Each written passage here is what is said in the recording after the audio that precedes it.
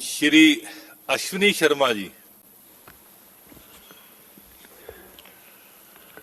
मानयोग speaker साहब, अज असी एक ऐसे मते नूं लैके आए हैं जिहदे एक्सपर्ट ना असी सामने वाले ने ना मैं हाँ। ये देश की सुरक्षा दे नाल, देश की सेना दे नाल जुड़िया होया मुद्दा है और सानू अपने सेना दे जनरल दे उत्ते तिन्ना अंगां दे उत्ते विश्वास होना चाहिए है।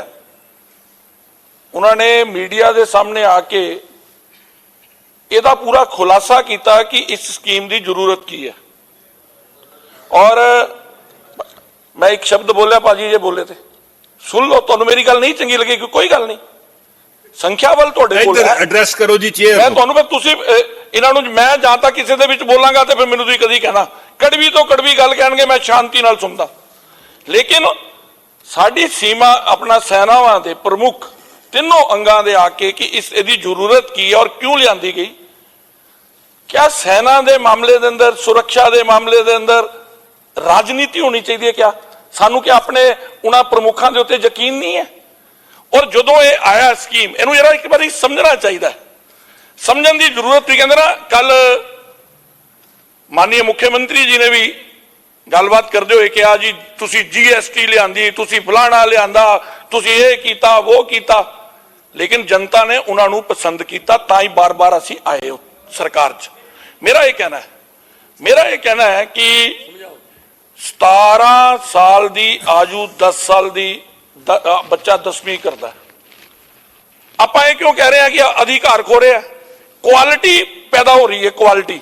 उन्होंने कहा ना कि जेकर जिन्ने बच्चे, पहली गल तेन यह समझना चाहिए है कि यह ट्रेनिंग है 4 साल की, 4 साल की ट्रेनिंग है। जिहड़ा विषय इन्होंने उठाया कि जिहड़े 2.5 लाख तो बच्चे तैयारी करते रहे, उन्होंने आयु बढ़ाती, उन्होंने आयु बढ़ाती कि कोरोना की महामारी है, इस करके 17.5 नहीं, इस बार जो 21 और 23 वाले है वो भी इसका हिस्सा बन सकते हैं।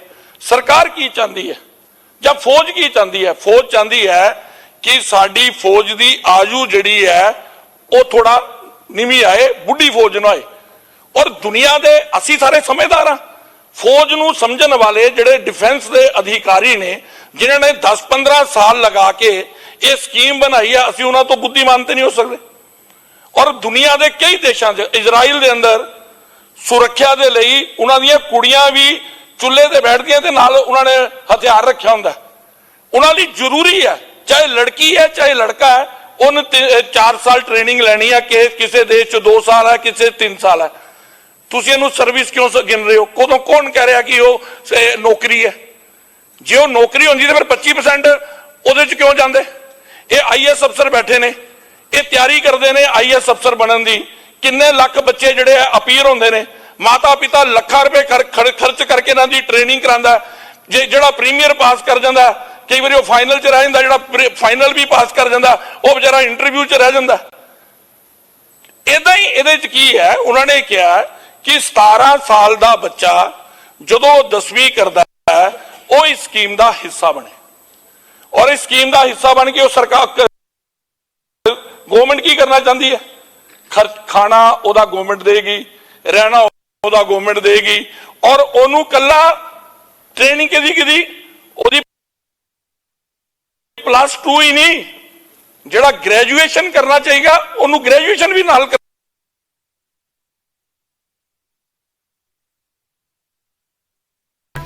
पाएगी, और जिहड़ा डिप्लोमा करना चाहेगा उन्होंने नाल डिप्लोमा भी कराएगी। मेरे को सरकारी कागज है, डिप्लोमा भी करवाएगी ओदा।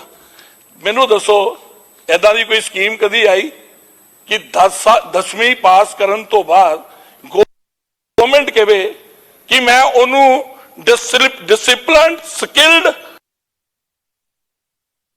और देशभक्त नौजवान बनावांगा? जदों कोई बंदा, और जिहड़ी ओ डिग्री देंगे, चाहे वो डिप्लोमा की डिग्री हो, स्किल की, चाहे ग्रेजुएशन की, वो पूरी दुनिया के अंदर मान्य होएगी।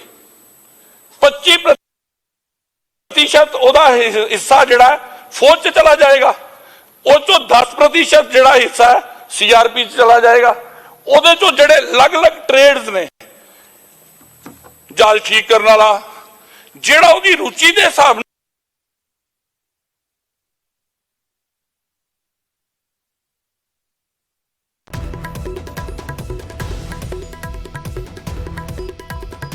ਅਗਲੇ ਪਾਸੇ ਮਤੇ ਤੇ ਅਸ਼ਵਨੀ ਸ਼ਰਮਾ ਬੀਜੇਪੀ ਦੇ ਵਿਧਾਇਕ ਜਿਹੜੇ ਨੇ ਆਪਣਾ ਪੱਖ ਰੱਖ ਰਹੇ ਨੇ ਔਰ ਉਹਨਾਂ ਦੇ ਵੱਲੋਂ ਦੱਸਿਆ ਜਾ ਰਿਹਾ ਹੈ ਕਿ ਕਿਸ ਤਰ੍ਹਾਂ ਦੇ ਨਾਲ ਇਹ ਬਿਹਤਰ ਹੈ ਔਰ ਖਾਸ ਤੌਰ ਤੇ ਵੀ ਜ਼ਿਕਰ ਕਰ ਰਹੇ ਨੇ ਕਿ ਜੇਕਰ ਉਸ ਸਕੀਮ ਦਾ ਕੋਈ ਹਿੱਸਾ ਬਣਦਾ ਨੌਜਵਾਨ ਤਾਂ ਫਿਰ ਕੀ ਕਿਆ 21 ਸਾਲ ਦਾ ਬੱਚਾ ਸਵਾਵਲੰਬੀ ਹੁੰਦਾ? 24 ਸਾਲ 'ਚ ਉਹਦੀ ਗ੍ਰੈਜੂਏਸ਼ਨ ਹੋ ਰਹੀ ਹੈ, 24 ਸਾਲ 'ਚ ਉਹਦੀ ਗ੍ਰੈਜੂਏਸ਼ਨ ਹੁੰਦੀ ਹੈ ਔਰ ਗ੍ਰੈਜੂਏਸ਼ਨ ਤੋਂ ਬਾਅਦ ਉਹ ਨੌਕਰੀ ਲਈ ਧੱਕੇ ਮਾਰ ਖਾਂਦਾ ਹੈ।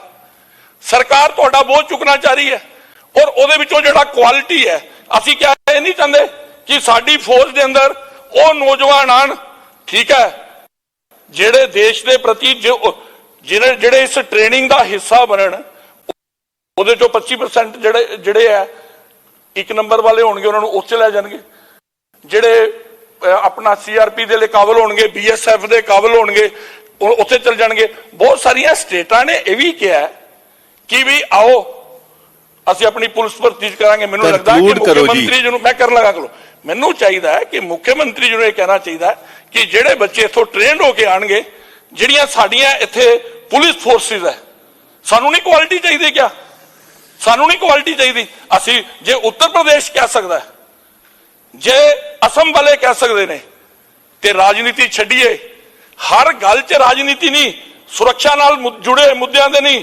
ਇਸ ਕਰਕੇ ਮੈਨੂੰ ਲੱਗਦਾ ਹੈ ਕਿ ਇਹ ਮਤਾ ਲਿਆਣਾ ਗਲਤ ਹੈ ਔਰ ਮੈਂ ਇਹਦਾ ਵਿਰੋਧ ਕਰਦਾ। ਬਹੁਤ ਬਹੁਤ ਧੰਨਵਾਦ। ਪੁਸ਼ਪਿੰਦਰ ਸਿੰਘ ਹੈਪੀ।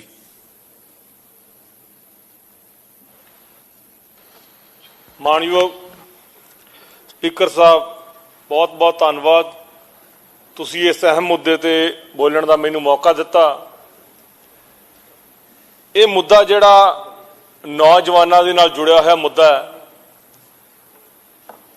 ਕੇਂਦਰ ਦੀ ਸਰਕਾਰ ਹਰ ਵਾਰ ਕੋਈ ਨਾ ਕੋਈ ਇਦਾਂ ਦਾ ਨਵਾਂ ਫਰਮਾਨ ਜਾਰੀ ਕਰ ਦਿੰਦੀ ਹੈ ਜਿਹਦੇ ਤੇ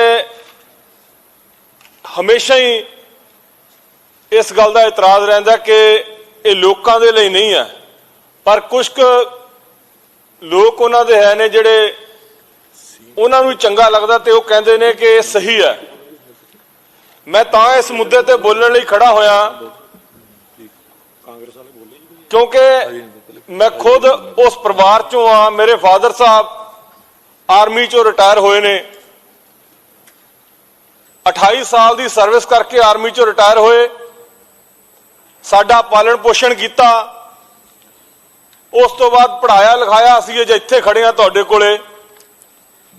ਮੈਂ ਪੁੱਛਣਾ ਚਾਹੁੰਦਾ, ਜਿਹਨੂੰ ਤੁਸੀਂ 4 ਸਾਲ ਦੇ ਬਾਅਦ ਵਿਹਲਾ ਕਰਕੇ ਘਰੇ ਤੋਰ ਦੋਗੇ, ਉਹ ਆਪਣੇ ਪਰਿਵਾਰ ਦਾ ਜੀਵਨ ਨਿਰਵਾਹ ਕਿਸ ਤਰ੍ਹਾਂ ਦੇ ਨਾਲ ਕਰੂਗਾ?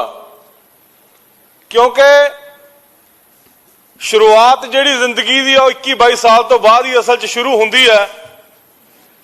ਨਾ ਕੋਈ ਅੱਗੇ ਉਹਨੂੰ ਫਿਊਚਰ ਦਿਸਦਾ, ਨਾ ਕੋਈ ਅੱਗੇ ਉਹਨੂੰ, ਜਿਵੇਂ ਮੰਤਰੀ ਜੀ ਨੇ ਦੱਸਿਆ ਪਹਿਲਾਂ, ਹਰਜੋਤ ਬੈਂਸ ਜੀ ਮਾਨਯੋਗ ਜੀ ਨੇ, ਕਿ ਉਸ ਤੋਂ ਬਾਅਦ ਇਹ ਤਾਂ ਅਸੀਂ ਉਹਨੂੰ ਕਰ ਨਹੀਂ ਸਕਦੇ ਕਿ ਭਾਈ ਤੂੰ ਹੋਟਲ ਦੇ ਬਾਹਰ ਖੜ ਜਾ, ਸਲੂਟ ਮਾਰ ਦੇ।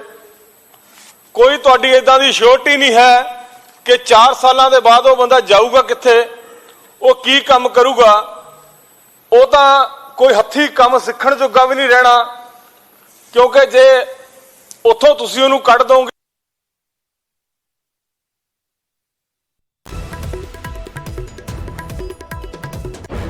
ਮੈਂ ਇੱਥੇ ਨੌਜਵਾਨ ਹੋਣ ਦੇ ਨਾਤੇ ਤੁਹਾਨੂੰ ਇਹ ਦੱਸਣਾ ਚਾਹੁੰਦਾ ਕਿ ਜਿਹੜਾ ਤੁਸੀਂ ਇਹ ਕਾਨੂੰਨ ਲੈ ਕੇ ਆਏ ਹੋ, ਇੱਕ ਨਵਾਂ ਫਰਮਾਨ ਜਾਰੀ ਕੀਤਾ, ਜਿੱਥੇ ਦੇਸ਼ ਦੇ ਵਿੱਚ ਮੰਤਰੀ ਜੀ ਨੇ ਦੱਸ ਕੇ ਹਟੇ ਨੇ ਕਿ ਸਾਡੇ ਕੋਲੇ ਨੌਜਵਾਨ ਸ਼ਕਤੀ ਬਹੁਤ ਜ਼ਿਆਦਾ ਹੈ, ਨੌਜਵਾਨੀ ਸਾਡੇ ਕੋਲੇ ਜ਼ਿਆਦਾ ਹੈ।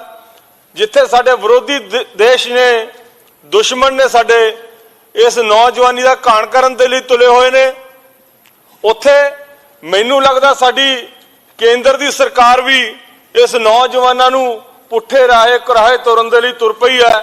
ਸੋ ਇਸ ਕਰਕੇ ਉਹ ਚਾਹੁੰਦੀ ਹੈ ਕਿ ਟ੍ਰੇਨਡ ਕਰਕੇ ਇਹਨਾਂ ਨੂੰ ਭੇਜ ਦਈਏ ਹੁਣ ਤੁਸੀਂ ਇਹ ਦੱਸੋ, ਜਿਹੜਾ ਟ੍ਰੇਨਡ ਕਰਕੇ ਆਇਆ ਹੋਊਗਾ, ਟ੍ਰੇਨਿੰਗ ਲੈ ਕੇ, ਹਥਿਆਰਾਂ ਦੀ ਟ੍ਰੇਨਿੰਗ, ਹੋਰ ਕੋਈ ਟ੍ਰੇਨਿੰਗ ਲੈ ਕੇ ਆਇਆ ਹੋਊਗਾ, ਉਹ ਕਿਹੜਾ ਹੋਰ ਕੰਮ ਕਰੂਗਾ ਜਿਹੜਾ ਉਹਨੂੰ ਸੂਟ ਕਰਦਾ ਹੋਊਗਾ।